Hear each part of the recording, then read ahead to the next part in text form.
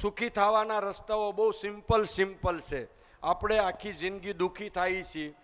જેટલા લોકોને જાહેરમાં હું કહું છું ભાઈઓ હારે વાંધા છે, એ આજે ભાઈઓને ફોન કરી અને ભાઈઓની માફી માગી લે. હલો, મારી વાત બહુ ઊંડી છે, સમજાઈ જાયજો. અબોલા હશે, હાહુ હારે હશે, સસરા હારે હશે, દેર હારે હશે, કાકા હારે હશે, પાડોશી હારે હશે, કાકી હારે હશે, કાકાના દીકરા હારે હશે. આજે મોટામાં મોટો મોક્ષ, પોતાના જીવનનો મોક્ષ મેળવવાનો આજે પોઈન્ટ છે. અહીંયા માઇકમાં બધા સાંભળે છે. તમારી પાસે હજી સમય છે. હું સમય તમારા માટે જ સમય આપું છું. તમારે જ્યાં સુધી અહીંયા સમય લેવો છે, હજી 1 કલાક છે આપણી પાસે. તમે અહીંયા આવીને ઇન્સ્ટન્ટ તમને સંકલ્પ થાય કે મારે ભાઈની માફી માગી લેવી છે. વાક એનો છે કે તમારો છે, ભૂલી જાઓ. તમારો 100% વાક નથી, એનો જ છે. હોય ઠોકા હાવ અવળો છે આપણો ભાઈ, છતાં તમે માફી માગી લો. આ માફી માગી લેશો ને, તમને ખબર નહીં હોય એવું તમને જીવનમાં રિઝલ્ટ મળશે, એવા ફાયદા થશે, એટલો મોટો સંતોષ થશે. આ 2 મિનિટ પછી આપણે જીવતા હશું કે નથી એની કોઈ ખાતરી નથી. આ ક્ષણે, આ ઘડીએ વીજળીના સમકારે જેમ મોતી પરોવી લે એમ તમે જ્યારે જાહેરમાં આ સ્વીકારી લેહો, તમારો મોક્ષ 100% થઈ જાય. એટલે જેને કોઈને વાંધા પરિવાર સાથે છે એ ઇન્સ્ટન્ટ આવી જાય.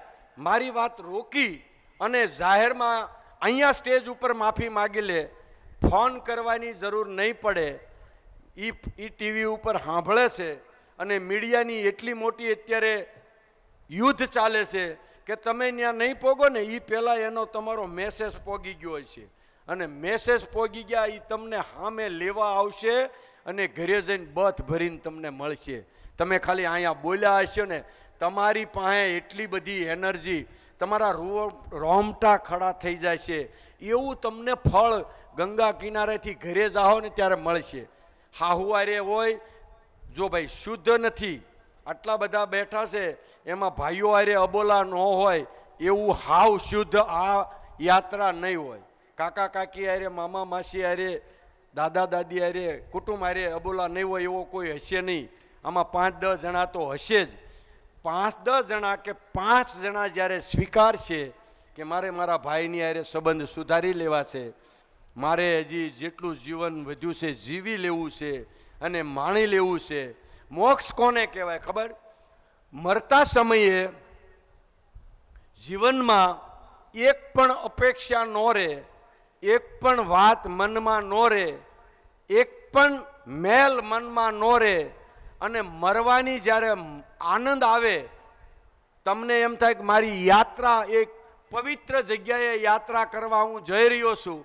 આ તો હું ગંદકીમાં જીવતો હતો, આ 100 વર્ષ સુધી અહીંયા હું ગંદકીમાં જીવ્યો છું. હવે મારી અંતરની યાત્રા ચાલુ થાય છે. હવે મારી ચંદ્રમાં જવાની યાત્રા ચાલુ થાય છે. હવે મારી સુખી થવાની યાત્રા થાય છે. આવા વિચારો અંત સમયે આવે અને આપણો જીવ જાય, આને મોક્ષ કહેવાય. મારી ભાષામાં મોક્ષ ક્યાંય મળવાનો નથી. તો હવે આને મેળવવા શું કરવું? અંતરમાંથી કોઈ મેલ નહીં રાખવાનો, અંતરમાં કોઈ આટી નહીં રાખવાની, અંતરમાં કોઈ ભેદભાવ નહીં રાખવાનો. ભૂલ થઈ ગઈ છે એની કે મારી, આપણા પ્રત્યે જેને પણ અભાવો છે અત્યારે જ એની માફી માગી લેવી. અને જીવનભરમાં ભૂલ તો થવાની, ચાલુમાં જ એનું ધોવાણ કરતું, રોજે રોજ કપડાં ધોઈએ એમ આપણા જીવનને રોજે રોજ ધોતા જઈએ, રોજે રોજ માફી માગતા જઈએ. છેલ્લી ક્ષણે આપણે જતા રહીએ, આપણે આ મોજ સાથે આનંદ સાથે જઈએ, આને મોક્ષ કહેવાય. તો હું હવે ઘણા પૂર્વ જન્મના યોગ હોય, પણ સુધરવાની તો ભગવાને આપણને તક આપી છે ને, સુધારી લેવાની તો આપણને તક આપી છે ને.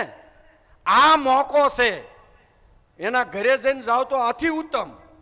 પણ તમે અત્યારે સ્વીકારી લીધું, માફ કરી દેવું, માફી માગી લેવી, આ સિવાય દુનિયામાં સુખી થવાનો કોઈ રસ્તો નથી. એને ઇંગ્લિશમાં એમ કે ફરગેટિંગ અને ફરગીવ.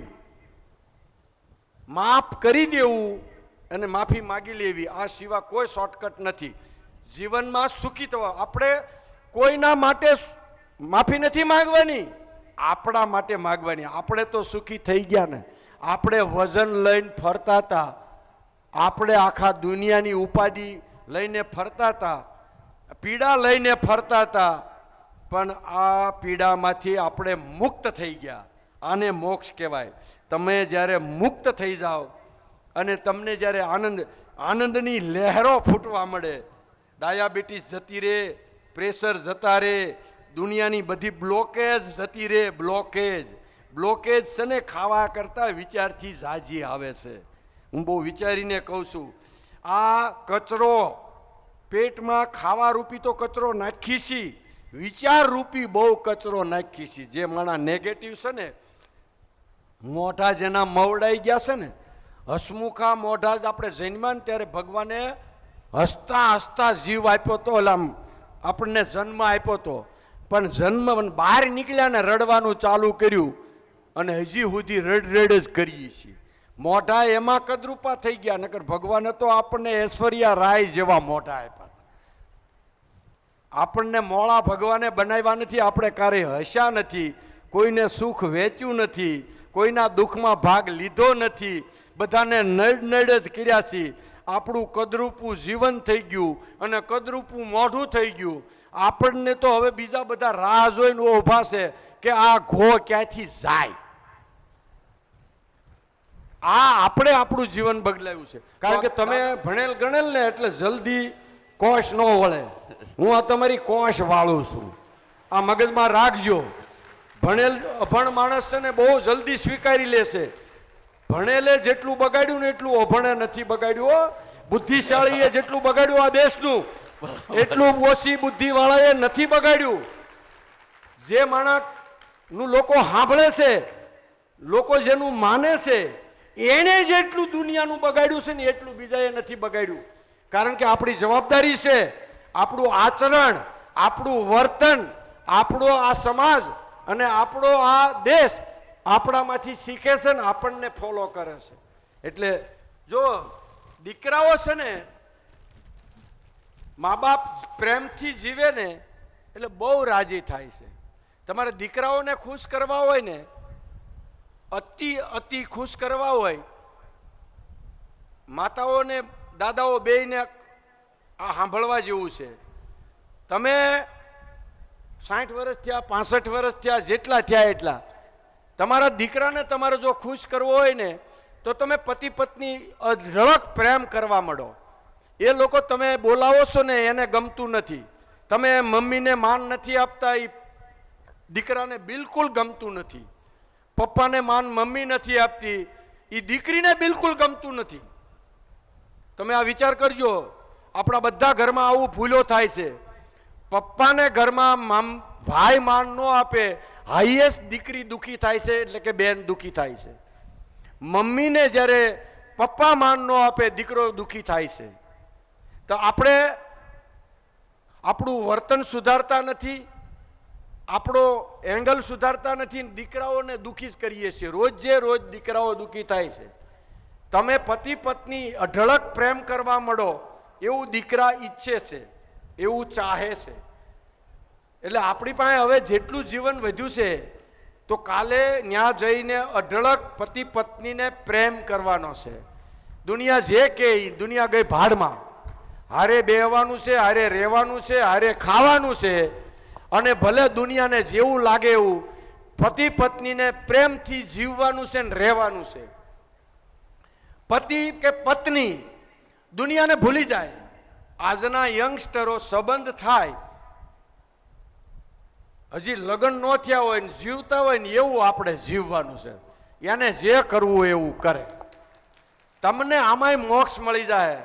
જો તમને જે પાત્ર મળ્યું, આનથી સુંદર પાત્ર તમારા ભાગ્યમાં કે તમારી પાસે હતું નહીં એવું તમને ટોપ પાત્ર મળ્યું છે. 60 વર્ષે હવે બદલાવાનું નથી, પણ આપણો સ્વભાવ બદલી નાખો કે હા એમાં માલિની છે. તમારા ઘરમાં એમાં માલિની છે ભાઈ. અમિતાભ બચ્ચન સમજવા મળો તો તમારા ઘરમાં અમિતાભ બચ્ચન જ છે, ભલે થોડોક બોખો થઈ ગયો. પણ આપણા ઘરમાં અમિતાભ બચ્ચન જ છે. એવું ટેસ્ટથી જીવવાનું ચાલુ કરો. ભલે દુનિયા એનો વિરોધ કરે પણ એને ગમે છે. કોઈને ગમે કે ન ગમે, ભગવાનને તો ગમે છે કે મેં આ જોડી બનાવીને ભૂલ નથી કરી.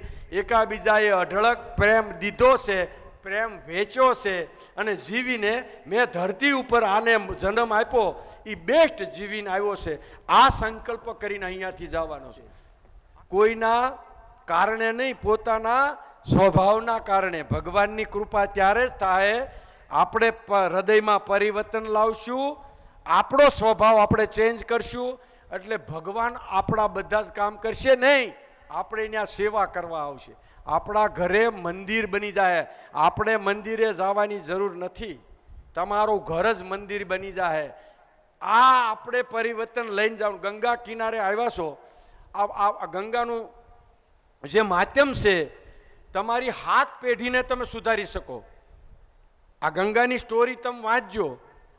વરા સાહેબે કીધેલી 2-3 દી પહેલા, મને એ કહેતા હતા કે જે આ ગંગાનું અવતરણ કેવી રીતે થયું, ગંગા ભાગીરથી શું કામ કહેવાય છે, અને આ ગંગામાં ગમે એવો પાપી માણસ આવ્યો હોય, ગમે એવો પાપી માણસ આવ્યો એનું જીવન શું કામ સુધરે છે, એના બહુ ચોક્કસ કારણ છે. આ સ્ટોરી છે, સત્ય ઘટના છે, વર્ષો પહેલાની. અહીંયા તપ કરી અને આ ગંગામાં કહેવત છે ને કે એક ડૂબકી મારે તોય 7 પેઢી તરી જાય. એનું માધ્યમ એ છે, તમે જ્યારે ગંગા સ્નાન કરો અને ગંગામાં ડૂબકી મારો ત્યારે તમારું તો કલ્યાણ બાય પ્રોડક્ટ થવાનું છે. તમારું ભલું શરીર સ્વસ્થ થઈ ગયું, તમને એના ફાયદા બાય પ્રોડક્ટ થવાના. તમે ગંગામાં જ્યારે ડૂબકી મારો એવા ભાવ સાથે મારો કે મારી બધી પેઢીઓ, જેટલી બી પેઢીઓ અવગતે ગઈ હોય એનું પણ આ કલ્યાણ થાય, એવી ગંગા મૈયા, એવી ભાગીરથીને હું પ્રાર્થના કરું છું. આવા ભાવ સાથે કરો ને તો 7 પેઢીઓથી જીવ જે ભટકતો હોય ને એનું પણ કલ્યાણ થઈ જાય. આ ગંગાનું વરદાન છે અને આ ગંગાનું માધ્યમ છે. 7 પેઢી જૂનીનું કલ્યાણ કરી શકીએ છીએ. એ ગંગા ભાગીરથીનો, ભગીરથ રાજાએ ગંગાને ઉતારી હતી એટલે એની ભાગીરથી કહેવાય. આ લોકોના દુઃખ ભાંગવા માટે ગંગા છે, લોકોને મોક્ષ આપવા માટેની ગંગા છે. આને હું બહુ નથી જાણતો, સાહેબ બહુ જાણે છે. એટલે આ રાજાની સ્ટોરી છે અને આનું તમે આજે હજી દિવસ છે, ટ્રેનમાં જતા પહેલાં આપણા પેઢીઓની મોક્ષ કરવો હોય એના નામની એક ડૂબકી મારતા જાજો અને એના નામની ડૂબકી મારજો. 7 પેઢી એવી રીતે તરસે જ્યારે આપણો ભાવ શુદ્ધ હોય, આપણે પવિત્ર મનથી મેલ રાખ્યા વગર શુદ્ધ બનીને જ્યારે પ્રાર્થના કરીએ છીએ ત્યારે ભગવાન સીધું સાંભળે છે. આપણો ભાવ જ્યારે બીજાનું ભલું કરવાનો, બીજાનો સારું કરવાનો છે એટલે ભગવાન પાસે સીધો આપણો મેસેજ જાય છે. એમ आमाथी आपने आप अगर आपको ये वीडियो पसंद आया है तो चैनल को सब्सक्राइब करना ना भूले और साथ में बेल आइकॉन भी, ताकि नए वीडियो की नोटिफिकेशन आपको तुरंत मिलती रहे. हमारे फेसबुक पेज को लाइक करें और इंस्टाग्राम पेज को फॉलो करें और सोशल मीडिया से जुड़े, ताकि आने वाले सभी प्रोग्राम की माहिती और बहुत कुछ आप तक पहुंचता रहे.